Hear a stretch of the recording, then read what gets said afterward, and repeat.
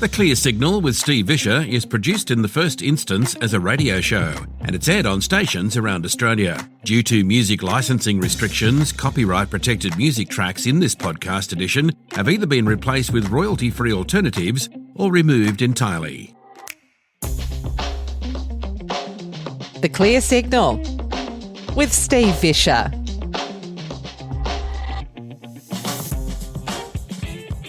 Well, hi everybody. Would you believe it? Another week's passed already. It's time once again to welcome you back. Clearsignal.com.au, of course, is the website, and you can find all our contact details there and links to all sorts of things about what goes on the show, who's coming up, and even where you can find us on social media. So make sure you check us out there and get in touch. We'd love to hear from you. Well, ahead this week, have you ever seen one of those stories that comes along, you see them every now and again, about an entrepreneur who's really just gone on and struck gold? You know, it's that kind of story that, you know, starts off with a bit of a quirky idea that seems just so simple and so logical, and it makes you go, well, you know, why the heck didn't I think of that? Well, we'll be talking to a man I've known for many years now whose journey along this path has seen him not only achieve local success, but, recently saw his business being acquired by a really large multinational company. In fact, well, to be honest with you, it's one of the largest multinational companies you could think of. It's a really great story. His name is Bas Scheffers, and he'll be joining us in the second half hour. But first up, we're going to be taking a look at the phenomenal advances in the area of drones, really. Well, that's what most people call them, of course, large-scale remote autonomous systems. And the role they're really beginning to play in areas such as the defence sector, and we'll sort of focus on the defence sector in particular. Now, I was very fortunate just recently to have had the opportunity to very briefly meet the actor Robert Patrick. Now, Robert Patrick, of course, is the man famous for his role as the T-1000 in Terminator 2. And, you know, I remember watching that movie when it first came out way back in 1991. In fact, I reckon I saw it 3 times in the first week, and marvelling then at the way the writers had imagined the technology back then for a point in time that really, when you think about it, would have been right about now, actually. Well, I guess in some ways, if you look at that sort of technology and you think about the way it's developing now, many people probably think back to these Hollywood imaginings, and probably with quite some trepidation because, you know, that's really all we see. But we have to realise that, of course, that's just Hollywood. It's not the real world. And for those people who work in the sector, it's really quite an image that they try and shake off because, you know, far from the doom and gloom aspect, some of these systems that are coming along now can do a heck of a lot of good, and they can do a lot to keep us safe. And particularly when it comes to defence, you know, there's some things that they can do now that would really actually keep our soldiers and our sailors and our aviators a lot safer than perhaps they are right now. Rob Sutton is the Managing Director of Mirragin Unmanned Systems, and he joins us on the line from Canberra now. Rob, welcome to the show. Thanks, Steve. How are you? Great. Thanks for joining us, and really fascinating. I did an edit recently on a podcast, which I'll talk about a bit later, for the Australian Defence magazine, where you were on talking about this subject, and I thought this would be fascinating for a radio audience to talk about, because a lot of people think about remote systems, but they think about drones. That seems to be the word that goes around, and a lot of people think of science fiction. There's obviously lots of references to films like The Terminator and all that sort of stuff, but it's really a lot more broad than that, isn't it? Yeah, I think so. And I use the term robotics and autonomous systems, and it's a little bit different to the way that people use drones, but really it's just interchangeable. And when we talk about robotics and autonomous systems, we're talking about mobile robots, really, that can go in the air, that can go on the land, that can go in the sea, that can go undersea. And that's really the core of this technology. It's a computer that can move around. And is there a difference? I suppose we need to make the distinction between a remote operated system and an autonomous system. I suppose we're coming into an era now where AI is on everybody's mind. Is that really starting to really become more prevalent within that industry? It's certainly something that's becoming a lot more important. So at the one end of the scale is remotely operated. So think if you're driving your remote control car, you're telling it exactly where to go. You're telling it exactly how to move. You're saying move left, move right, drive forward, drive back. It's that degree of direct control over the system. And then at the other end is a fully autonomous system. And all you're doing there is you're saying, here's the route that I'd like you to go. And then it follows the route itself, and it comes back, and you send it off on a different mission. So it's the platforms are on a spectrum all the way from one through to the other, depending on the application. I think a lot of people are seeing it too, even with driving. We see Tesla, for example, with their self-driving sort of technology, and we're seeing you can go to places in the US now where they've got autonomous taxis that'll pick you up. And I think some people might be a little bit hesitant to use those, but I suppose with your company sort of focus more towards the military and the defence sector, this is something that's really going to become more and more prevalent. We've just seen the Air Force, for example, take delivery of some platforms that are really operating in this realm. So can you perhaps explain where defence is looking at them and what sort of potential uses they could think of for this sort of technology? I think to start, we've got to answer the question of what is a robotics or an autonomous system, and we use the term uncrewed system to differentiate it from crewed aviation or the traditional kind of helicopters and planes that you would see. The obvious difference is that there's nobody in them, but there's a whole range of differences that are not obvious. Things like they can operate themselves, things like the command link becomes really important. So when you're looking at an uncrewed system compared to a crewed system, you can't compare one to the other. You can't look at a helicopter and look at an uncrewed system and say they're the same, they're doing the same thing, because they do things in a really different way. And probably a good metaphor for it is analog music versus digital music. Right. And analog music, so you think, a record player, vinyl record, you put it on your record player, it plays really good music. So that's the outcome that you're trying to generate. But with digital music, you might say, well, if I'm taking a digital record and I'm putting it on my record player, actually maybe the music's not as good, but you can do a whole lot of different things with it that you can never do with analog music. And if you think of something like iTunes, you would never get to iTunes from analog music. And that's the similarity, I guess, with crewed and uncrewed systems. You can do so many different things with uncrewed systems that you just can't do with crewed systems. Crewed systems are hugely expensive. They kind of exist to keep the passengers safe and the pilot safe. But if you've got nobody on board, you can design the system completely differently. You can pull bits off and put bits on and put them across different platforms. You're not trying to spend, in a defense context, you're not trying to spend $22 million per helicopter. You can get the same outcome with a fleet of different drones, and each of those drones might cost, a couple of tens of thousands or 100,000.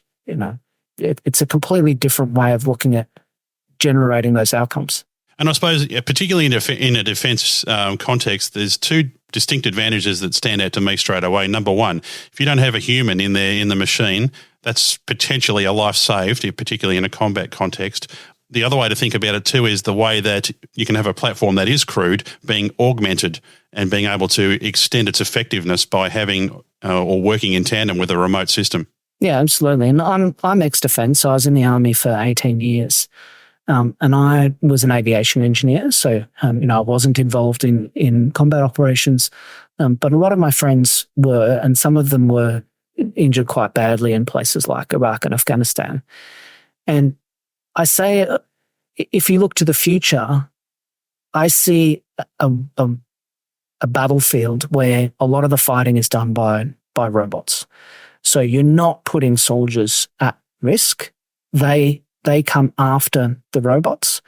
You're not putting soldiers at risk. You're not having them do the worst of the fighting. All of the brunt of that is borne by robotic ground vehicles, robotic air vehicles, potentially in a sea environment, robotic ships, robotic submarines. And, when you look at the environment, I don't want to see newspaper articles saying that my friend or my son, has passed away serving his country in a foreign land. And if robots can take a lot of the brunt of that, then that won't happen. And that's something that's really driving me, and that's something that's really driving a lot of the industry. Is we're working towards a place where these systems will keep our soldiers, our sailors and our aviators as safe as they can be on those battlefields, while still able to do their job of defeating the enemy. Yeah, it's interesting, isn't it? We've had a lot of conflicts in these more modern times, I suppose, in an odd sort of way that has probably driven some of this technology. Would that be a fair assumption?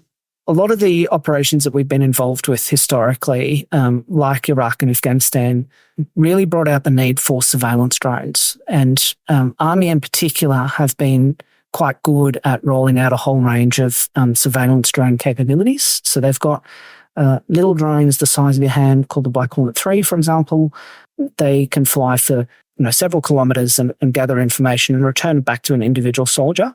And then it goes all the way up to the big drones like the Shadow 200, which can go for several hundred kilometers. And all of those systems have seen service overseas with the Army.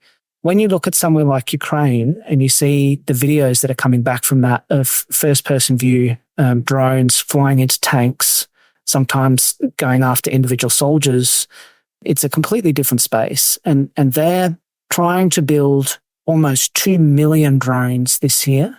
And that is an enormous difference and an enormous shift in the way that they were conducting operations. When you think that, less than 2 years ago, they probably had no more than 2,000 drones in their entire inventory.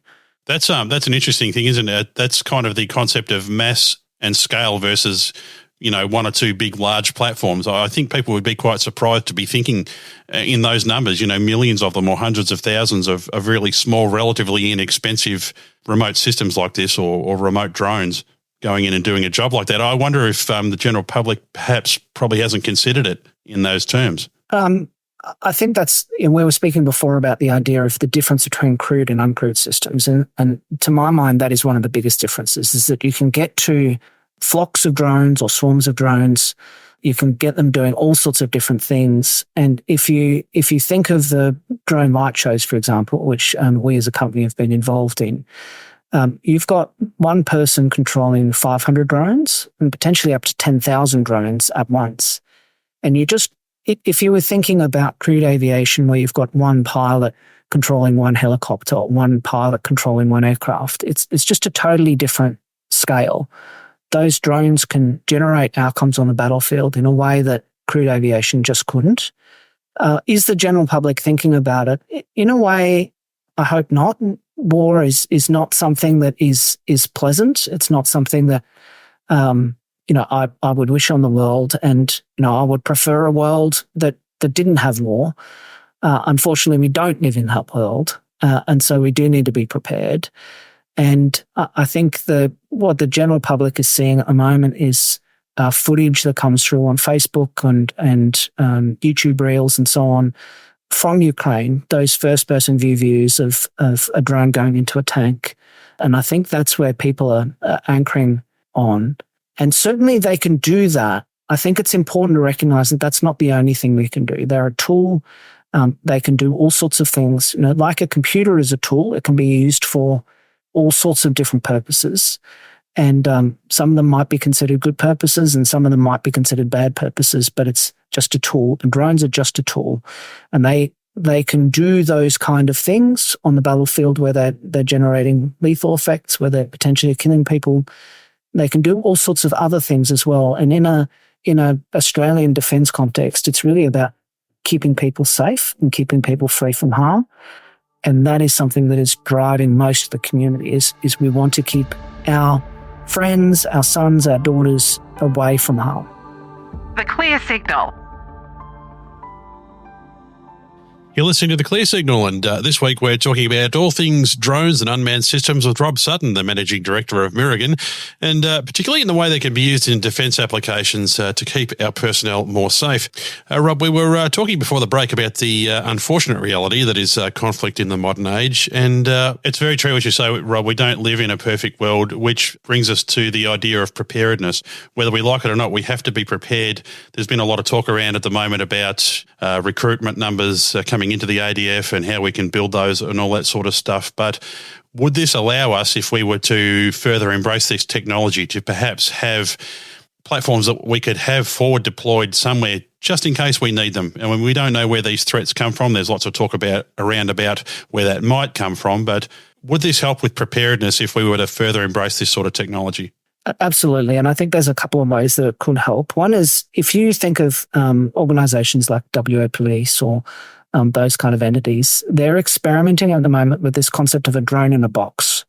So a box that has a drone in it, it sits there on charge until you need it. You push a button in an operations centre, the drone lifts off, it conducts its mission. So in a police context, it might be, there's been a report of a break-in, the drone goes and provides visual indication of what's happening at that site before the first responders can get there.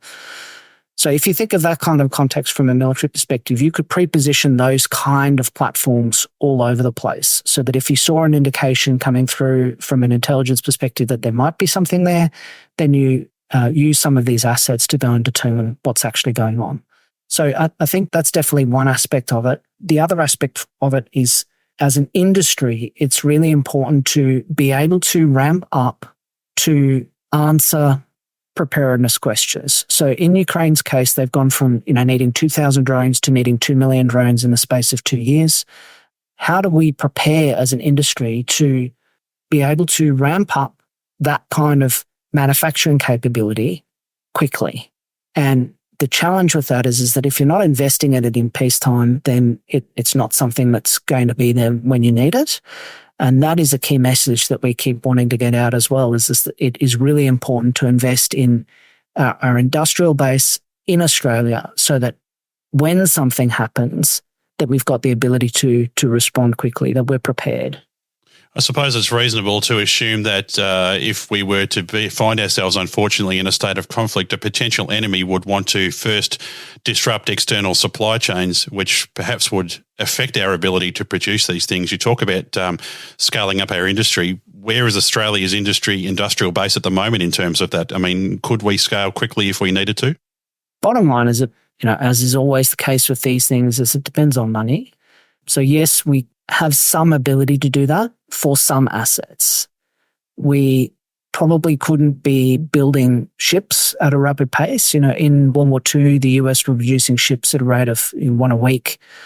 We couldn't get to that pace in Australia in any kind of rapid speed without some kind of deliberate intent before the event happens.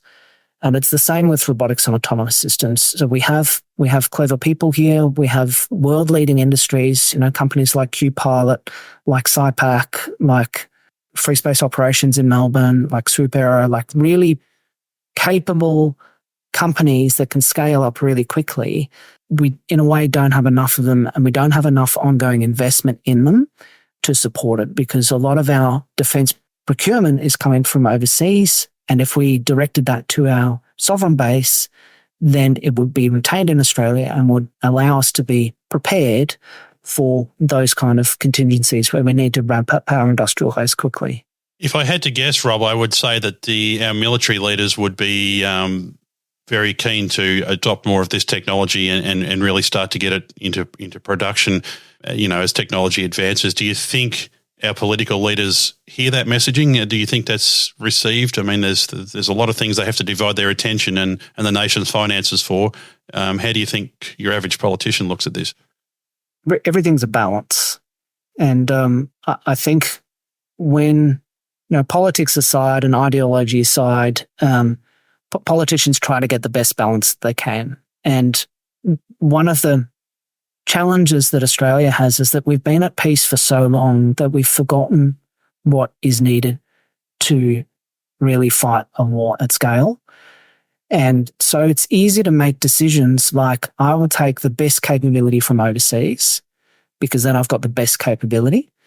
It's easy to make decisions like that in a time of peace because the demand for things like the industrial base is not there.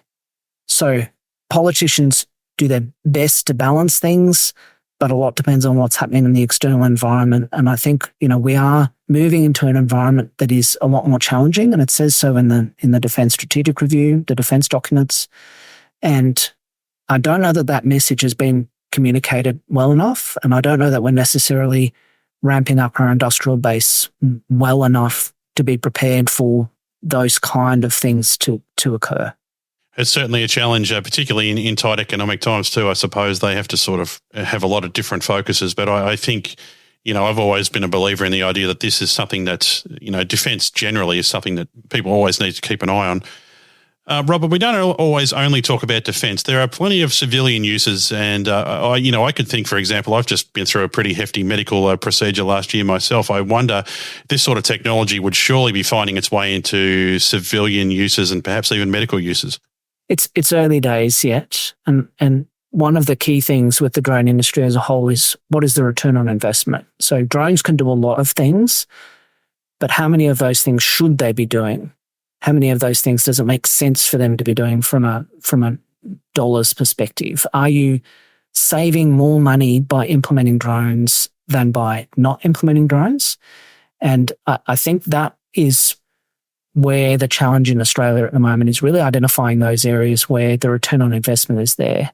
In terms of emergency services more broadly, I think that the biggest potential area to use drones is in firefighting. Putting drones in situations where they can monitor bushfires, where they can tell the fire coordinators exactly what's going on the ground in a way where you're not putting people at risk. And there was a crash a few months ago of an aircraft up in Northern Territory that killed 3 people. And I knew one of the people on board, and he was a very highly experienced Air Force pilot. He had served overseas, and his life was lost monitoring bushfires. And I wonder if a more extensive use of drones would have meant that he wasn't in that position where his life was at risk. Yeah. So to me, that is an application that is immediate. There is a huge need for that in Australia, and we're only very early on in adopting drones into that environment, and I think we should be a lot further down than we are. I think I wonder too in perhaps of looking at equipment that might need repairing in remote locations where you could probably use it for that too, I suppose. Yeah, absolutely. And, again, it boils down to that cost-benefit equation. So a lot of those areas might be served by aircraft or by helicopters. And if you can get drones in there for a much cheaper price, then it definitely makes sense. And from an industry perspective, you've got companies like Swoop Aero that are starting to look at drone delivery. They've done some really amazing work in Vanuatu around vaccine delivery to areas that are completely underserved by traditional health services. And they're looking at rolling out those kind of delivery networks across rural and remote Australia. So areas that might not have access to medicine, or particularly in the event of floods or fires where they might be cut off, how do they get those critical supplies there, like insulin? And having these drone delivery networks in place means that, firstly, that there's a network there in the event of an emergency, but secondly is just that they're likely to be a lot cheaper than other methods. So being able to roll them out widely across Australia, I think is a definite use case where the return on investment of these capabilities is very high. And which really just circles back and highlights the point that we talked about at the start, Rob, where there are so many potential applications for this new technology as it emerges that really could be a force for good in our community. It's really fascinating, Rob. I could talk about this for hours and hours. Time is unfortunately against us, but Rob Sutton, where can we find more about Mirragin online? So obviously just our website. If you are interested, connect with me directly on LinkedIn, or you can we have our own podcast called Drones for Good. Fantastic. Rob, thanks for joining us today. I really appreciate the chat. That was absolutely fascinating. Thanks so much. Thanks, Steve. And if you've got a bit of a more keen interest in this technology and perhaps how Rob's company positions itself inside the defence ecosystem, be sure to check out the Australian Defence Magazine podcast. It's episode 69. It's hosted by Grant McHerron and Ewan Levick. And the guys there really do drill into these topics in a lot greater detail. It's fascinating stuff. It really is. You can find them at australiandefence.com.au or, of course, on your favourite podcast app. Well, up next, we'll be kind of sticking to the tech sector a little bit, and we'll be looking at a great local success story that's gone from a hobby to a multi-million-dollar business. It's a really great story. So stick around, folks. I'll be back. You're listening to The Clear Signal.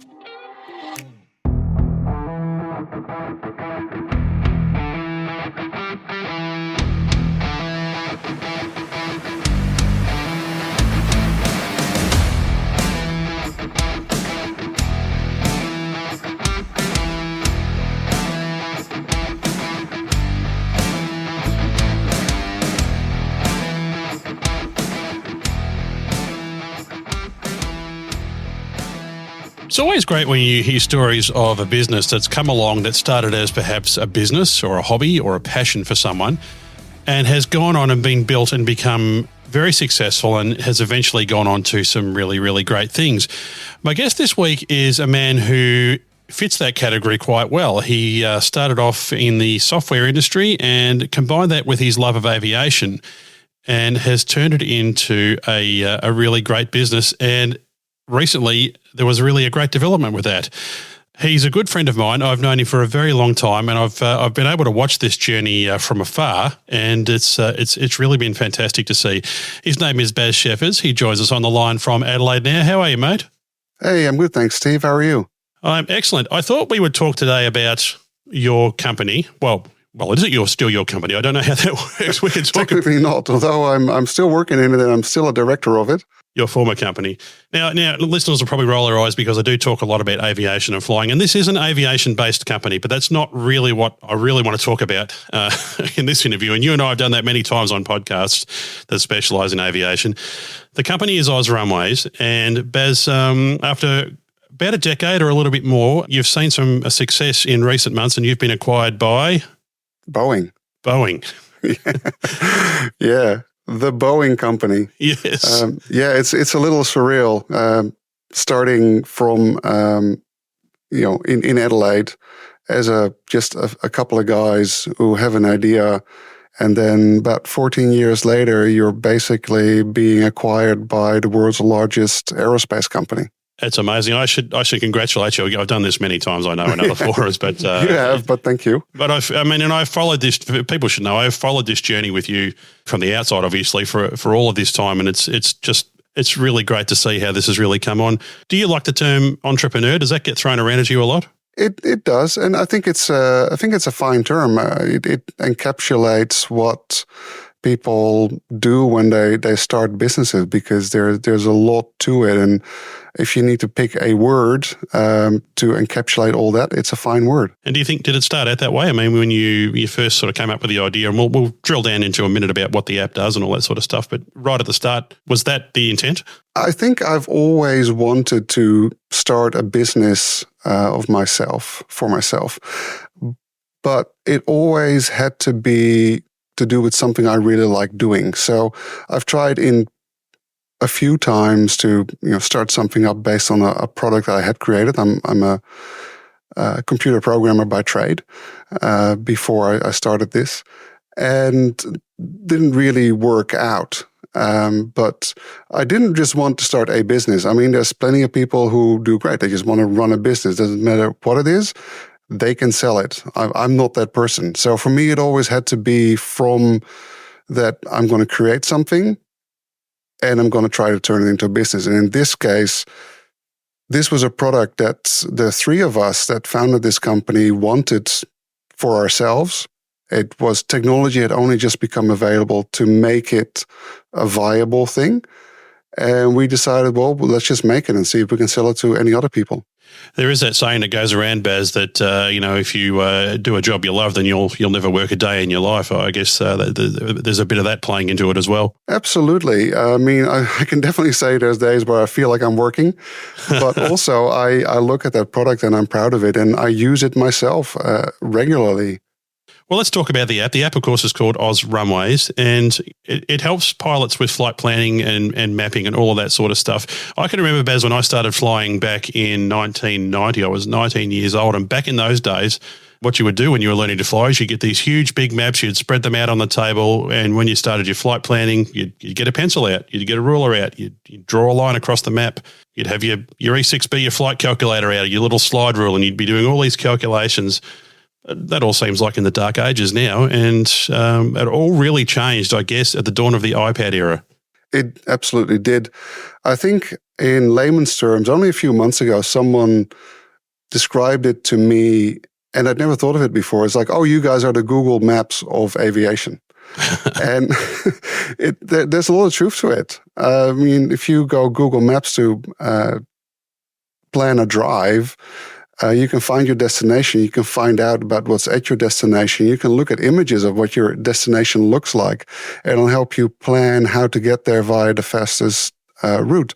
And essentially, that's what we do. And as you say, before this came about, there were electronic planning systems for sure, but nothing that was in the actual cockpit or on you all the time. So you would go to your PC, you'd plan a flight, and you print out all your headings and timings and distances, and you'd still have a a bag full of documents that are both your maps, but also information about the destination, about the approach procedures at airports, all those are things. And that was called, your flight bag. So this class of application that we've created, or in fact, it's the whole device that it's on, including the software, is called an electronic flight bag. How inventive. It used to be a real status symbol at an airport when I was learning to fly. You'd get this big sort of square pilot's briefcase out and you'd sort of lug it out to the plane. But then it was always really cumbersome, I found, because, you'd go to a new sector, you'd have to put the old map away and fold it up and then fish the next map out of the back seat. It was really, really cumbersome. And then try to unfold it in the cockpit and work out where you're going. And you're flying a little plane with no autopilot, and the thing just starts to roll away. You need to get back on track. Yeah. It's definitely very different compared to having an iPad either on a mount, the suction cup on the window, or strapped to your leg with a knee board mount. Yeah. And it's literally changed the game. Now, you've also been a pilot for many, many years. When the iPad came along, did that just jump out at you straight away and you thought, aha, we can do something for this? Or was it something you'd seen elsewhere, or how did that come about? Yeah, it's a bit blurry. It's a bit hard to tell. I think it's a bit of both. We already started working on it when there was just the iPhone, but the screen, especially in those days, wasn't big enough to really take with you and do everything while flying. So we were thinking about it. Other people were working on products already that just ran on iPhone. So when the iPad came out, it's like, great, now we've got a device that can do this properly. And a lot of people around the world started doing so.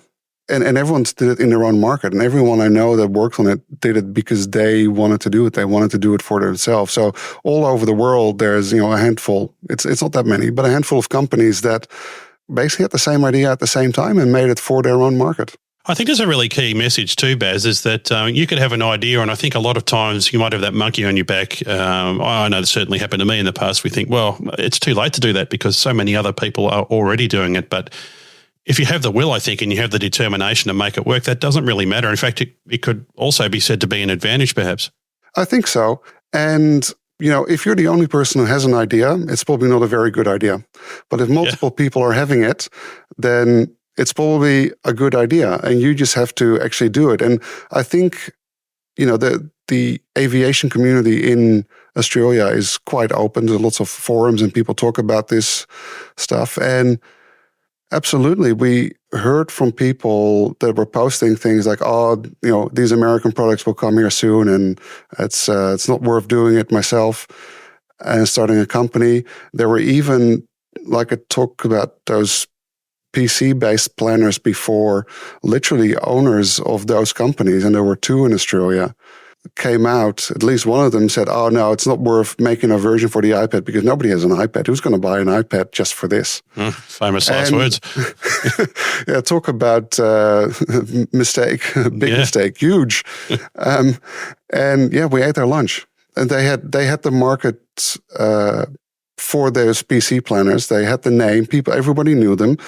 A lot of people wanted them, but weren't buying it because it's quite expensive and you can't take it with you. And they had every opportunity and they blew it. So sometimes you just need to go for it. You mentioned, Bas, that it wasn't just you yourself that started this. You did it in partnership with a couple of other guys. Were they also in the IT game, or I know they were pilots, but were they also in the IT game? How did that come about? Yeah, yes and no. So we have diverse. There were two other guys, Rowan and Neil. First I met Rowan. And Rowan had already made a small aviation app for iPhone. And basically through those same forums, we worked out that we were working on the same thing at the same time.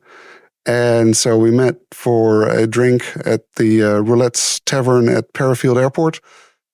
And within an hour shook hands and said, it's better if we just do this together instead of being competitors. Yep. And after we launched our first very basic version, probably 6 months later, Neil contacted us. Actually, a lot of people contacted us who wanted to be part of the journey. But Neil contacted us and he had something to show for what he'd already done. He'd been working on the same thing, including things that we hadn't started on yet. And again, we decided it's probably a good idea to have 3 people in the company, and he joined, and that's when it all started. And for the next few years, it was essentially the 3 of us with some part-time outside help until we kind of hit this critical mass and people really started adopting this, and we started growing. Now, before we go in and talk about the what I guess a lot of Americans call the hustle, I guess, the journey into entrepreneurship, I just wanted to touch on the regulatory framework, because obviously aviation is a very highly regulated industry. I remember when this technology came in and there was a lot of skepticism towards it. What happens if the battery runs out? And it's not a good idea because things could go wrong, and nothing beats paper. That was quite a journey, wasn't it, to go through and finally get this sort of technology accepted and certified? It was, and the great thing for us is that besides the certified aviation world, there's also a less certified, uncertified, experimental. So it's actually the recreational pilots that initially ran with this. They loved it. They used it. Commercial, not so much, very conservative, stayed with paper. Regulations somewhat covered it. I guess they were kind of outdated because to quote, one of the regulations is you need to have the appropriate documents for your flights from an approved provider, essentially. It doesn't say that can't be on any kind of device. Are we a provider, or are we just getting it from, are we the people that just pass it through our app? Because we didn't create the data. We're just showing the data you were using before. We've licensed that from the people who created for the State Air Services Australia.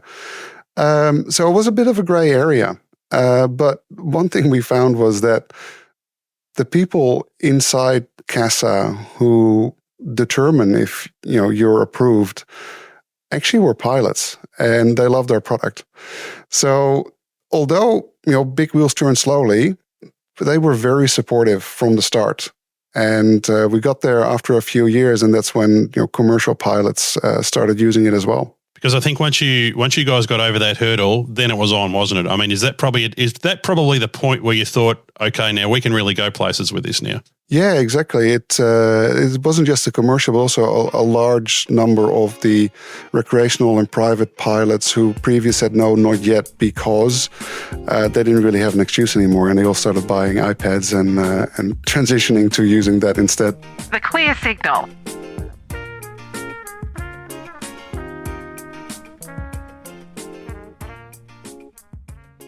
You're listening to The Clear Signal with my very special guest this second half hour, Bas Scheffers, the CEO of OzRunways. Well, I say CEO, Bas.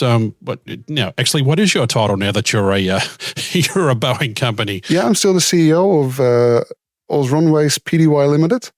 We just have the share ownership changed to Boeing Australia Holdings, and they own all the shares now. But I'm still a director and the CEO. Okay, the CEO of OzRunways. Well, it rolls nicely off the tongue, doesn't it, mate? So let's talk about what Americans would call the hustle. I heard another entrepreneur that you and I both know, a guy by the name of Rod Rakic, who did that for many years with a product in the States that he was trying to push. And he often referred to it as the hustle. It's the process of getting a product to market and then having a goal and setting out what for you was a long-term process of achieving that. It's been a long journey. Yeah, it's been a long journey, but it's also a bit different, I think, for me than Rod's experience. I know Rod and many other who had very similar experiences. We were super lucky to have a product that essentially sold itself. We didn't need to go out and sign up customers. They came to us. So it was hard work, but it was also, we were completely bootstrapped. And the term bootstrapped generally refers to the founders put in the money that was needed, if any money, but mostly their time.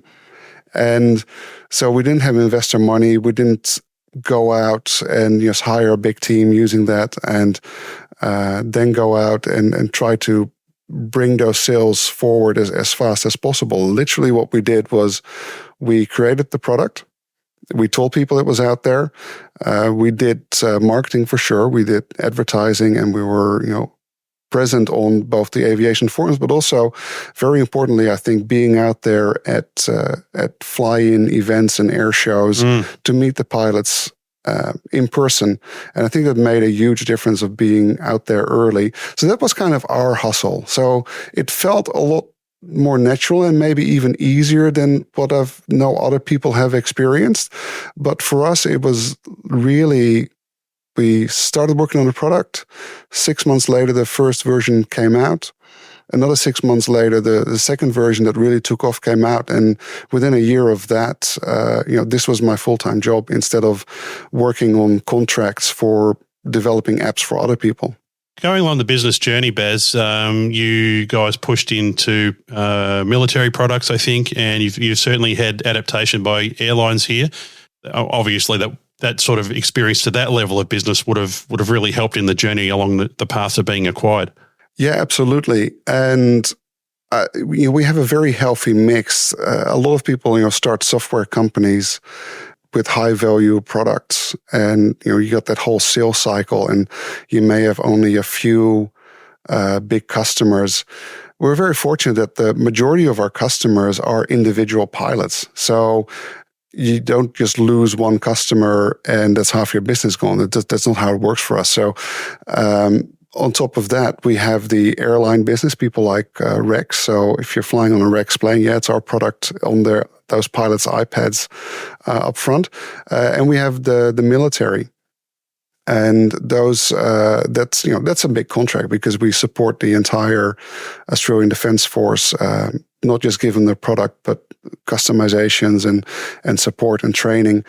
And I think, as I was saying before, all those people who started their products in their own region because they wanted it to, by the time that any of us was big enough to go into other markets, someone else had already had it soon up. So if you want to come to Australia and use it also as a springboard for the rest of the region, you got two choices. You can bring the product you have there at great expense, spending an enormous amount of money and time on customizing it to make it fit for the region and to then convince other people to switch. Or in this case, they decided, why don't we buy OzRunways? And that's a sure way to capture that market straight away. I know time's getting a little short, Bas, but I wanted to talk to you briefly about being acquired. It's not just a case of a big multinational company and walking in and offering you a suitcase full of cash, and that's that, is it? There is a lot of scrutiny by regulatory authorities over that. Yeah, it's everything. So, some acquisitions go really, really quick. It's like if you are, again, a game developer's got a hit game or had a few, and you get acquired by a private equity company, that can go super quick. Not much involved. In our case, and when I say super quick, I'm talking about from making the deal to, say, 3 months until closing. In our case, there's a few things that are a bit harder. And, everything gets harder the bigger the company. Boeing has a lot of obligations to their shareholders, but they also have a lot of scrutiny from everyone, including the regulators, and making missteps in that process, even on a small acquisition like this, because this was a small acquisition for them, big for us, small for them, that could hurt their business and their reputation. So yeah, it's a much longer due diligence process, and including things like, just because it's highly unlikely there would be an objection, but going to people like the ACCC and the Foreign Investment Review Board, all of those things take time. So it was frustrating in a way.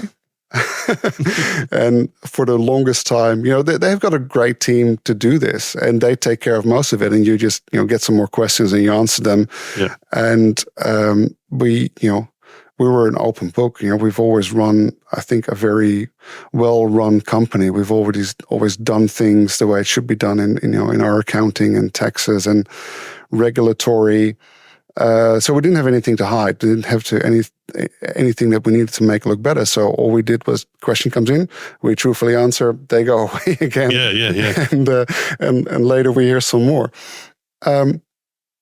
So that took almost 2 years in our case, which is a little bit excessive. Time zones didn't help, those sorts of things. But we got there in the end. I think that's a pretty common story, though, isn't it? I think most of these processes you hear, doesn't matter what the size of the company, it seems to be a multi-year process. Yeah. It depends on, again, two small businesses acquiring each other is one thing.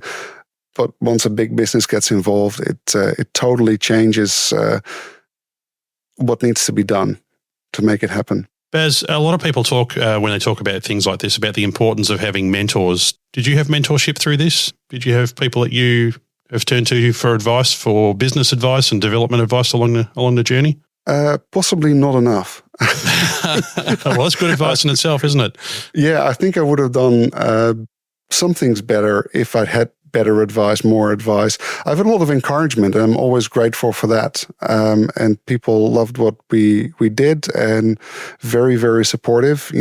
Both friends and family, of course. You need to have that. But I can definitely say, if you can find a mentor who's done this before, it's definitely try to get as much of their advice as possible. Although, as my co-founder Rowan says, there's one thing you need to be careful of. You take legal advice from lawyers and you take accounting advice from accountants. You do not take business advice from them. Yes. If you do, sage advice. Lawyers always see the potential risks, and part of being an entrepreneur is taking the risk. Yeah. And the accountant wants you to, again, not take risk with your finances, but sometimes you got to put it all on the line and go with your gut and do it. Be legal about what you do, of course, and that's where their advice comes in from. But don't tell them not to do it. Don't let them tell you not to do it if you feel that it's what you need to do to get your business going and growing. And Bas, just as we wind it up here, I'm pretty sure there'll be someone out there listening today, perhaps someone young at heart who's got an idea and is really wanting to push it through and thinking, gee whiz, I could do that. What would be your message to them? I think if you really believe in it, you should do it. Be honest. If people can tell you oh, don't do it, don't take risk, that's very common. Your parents don't want you to do that. They just want you to get a nice, steady job and build a life, but you want to take that risk. Don't listen to them. But do listen to people who point out actual flaws in the product and think about that. You take their criticism, think about it, maybe put it aside because it's not valid criticism. But be honest with yourself. And if it's actually a viable product, and if you believe it is, do it. And if you can, keep as much ownership as you can. We were very lucky that we were all computer programmers. We could just build this product and we never had to get anyone else in. So you might have to learn some new skills if that's really what you want to do. And do those things first and then build the product, build the company, and do what you need to do to make it a success. Bas, I wish you continued success, mate. It's great to catch up with you, and it's been a real privilege for me to be following this journey for all of these years. So onwards and upwards, my friend. Yeah, thank you very much, and it's been great. You're one of those people who's always been very encouraging and supporting, so I'll never forget that, and I'm really glad that you're doing this now and be able to support you and hopefully get a great show out of this. Thank you, mate. I really appreciate that. Folks, if you're in the Australian aviation scene and for some strange reason you've never heard of it, you can check them out at OzRunways.com. And, some people might look at people who've seen success like this and it's just kind of the Aussie way, isn't it, where they sort of say, well, look at them, they've got heaps of money, and they sort of talk them down. And we really shouldn't do that. We really should celebrate successes like this because you hear there, Bas, he's built this from scratch along with, Rowan and many other people at the team. In fact, they now employ around about 20 other people. So it's a real success story. And like I say, we really should celebrate that. And I should point out too that OzRunways is not the only developer in this market. There's another product out there that's very, very good too. Another local development team. That product's called Avplan. So there's plenty of choices out there if you want to, if you're in the aviation side and you want to have a look at it. But look at companies like this and really, take inspiration from them because, there's not a lot of good news around these days in these tough times if you look at the news. So it's always great to see success stories like that. Thanks very much to Bas Scheffers for joining us. Thanks also to Rob Sutton. Really some great stuff there talking today. I'm really fascinated by the area of robotics and remote systems. It was really great to chat to him.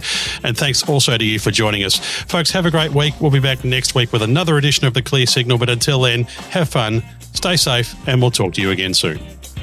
Get in touch. Join the conversation. Find us online at clearsignal.com.au. Southern Skies Media.